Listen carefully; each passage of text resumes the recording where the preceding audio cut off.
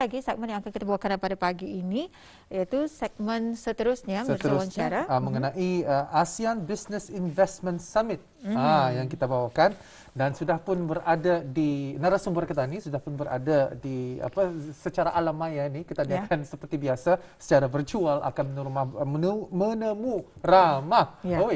Kalau tadi rekontekstualisasi, setelah itu manifestasi, sekarang ini menemu ramah. Menemu ramah. Menemu ramah. Okay. Bersama dengan narasumber kita ini, beliau merupakan Timbalan Pengarah Pengurusan dan Pengarah Komersil Syarikat Minyak Brunei Shell Sundaram Berhad, iaitu Yang Mulia Tuan Haji Muhammad Azmi bin Muhammad Hanifah. Assalamualaikum Tuan Haji. Waalaikumsalam warahmatullahi wabarakatuh. Alhamdulillah, kita ni berjumpa lagi. Sehat? Alhamdulillah. Tuan-tuan di sana okey, sihat zahir dan batin. jasmani rohani sihat. Alhamdulillah Tuhan. Jadi di sini Tuhan, kita ingin bincangkan mengenai dan wawancara kita pada hari ini. Jadi sebagai syarikat minyak gas yang terbesar di negara ini, apakah antara peranan pihak syarikat minyak Shell dalam persidangan yang dibawakan ini? Terima kasih. Bismillahirrahmanirrahim.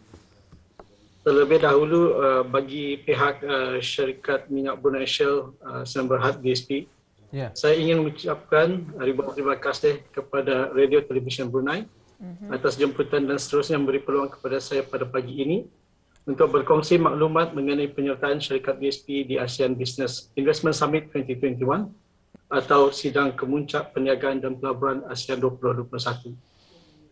Sidang Kemuncak Perniagaan dan Pelaburan ASEAN adalah forum tahunan utama di Asia Tenggara. Ia merupakan platform unik di mana penceramah-penceramah jemputan akan sama-sama membincangkan mengenai isu-isu utama di rantau ini dan juga cara-cara untuk memastikan bahawa peluang dalam ekonomi ASEAN yang rancak berkembang dikembangkan secara berdaya tahan dan inklusif. Tema tahun ini, Building Our Sustainable Digital Future, akan memberikan tumpuan kepada bagaimana kita boleh bangkit semula dengan sebaiknya daripada kesan wabak COVID-19. Pada masa ini, wabak ini terus mempengaruhi kehidupan kita dan menghendaki kita memikirkan semula modal perniagaan kita dan mempertimbangkan masa hadapan tata cara pekerjaan dan pendidikan. Sebagai syarikat pengeluar minyak dan gas terbesar di Brunei, adalah sangat penting bagi syarikat BSP untuk hadir dan bersama menyokong sidang kemuncak ini. BSP bertujuan untuk menempatkan diri sebagai pemimpin pemikir dan rakan yang dipercayai dalam industri tenaga.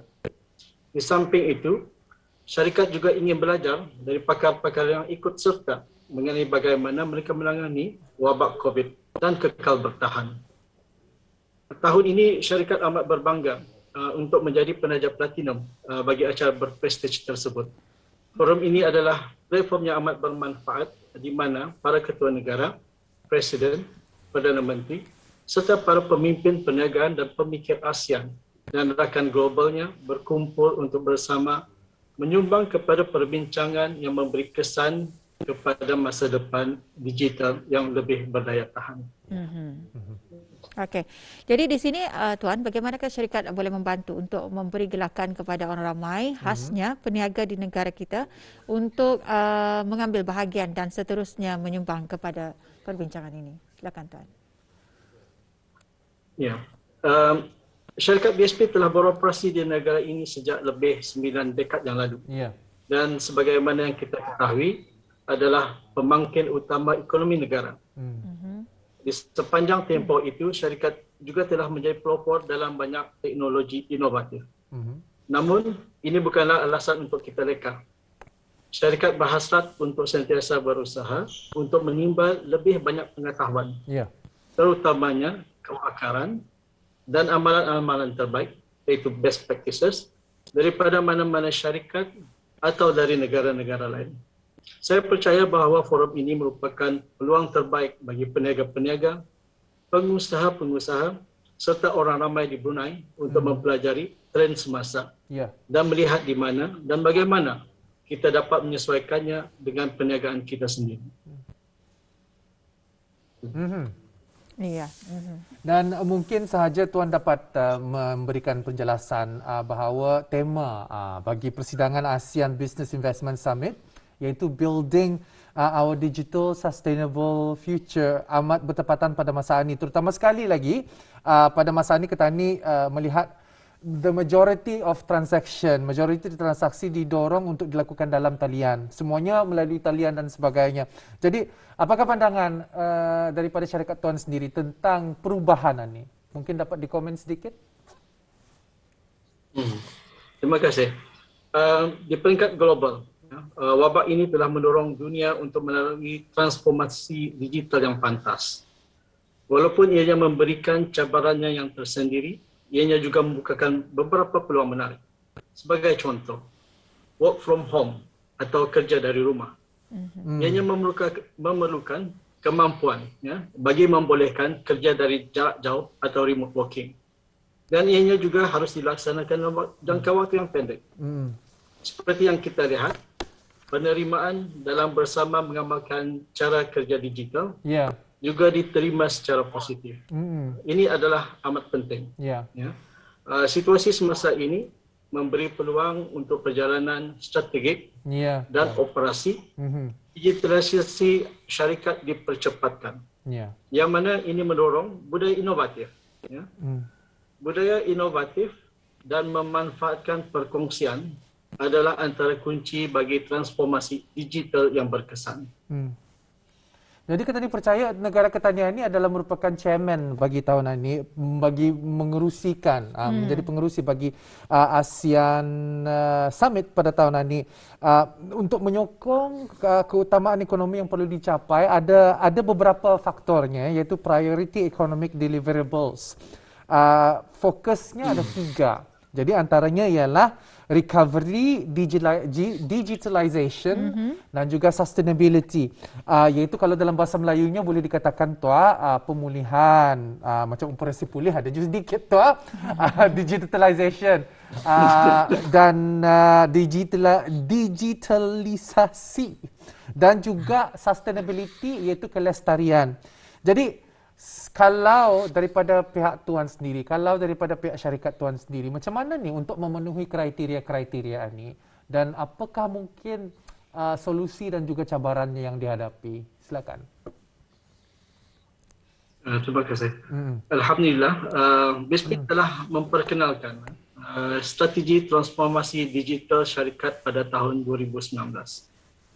Ia adalah peta jalan atau roadmap mencapai keutamaan strategik tertentu bagi menjadikan cara pekerjaan kita lebih cepat, lebih baik dan lebih berkesan.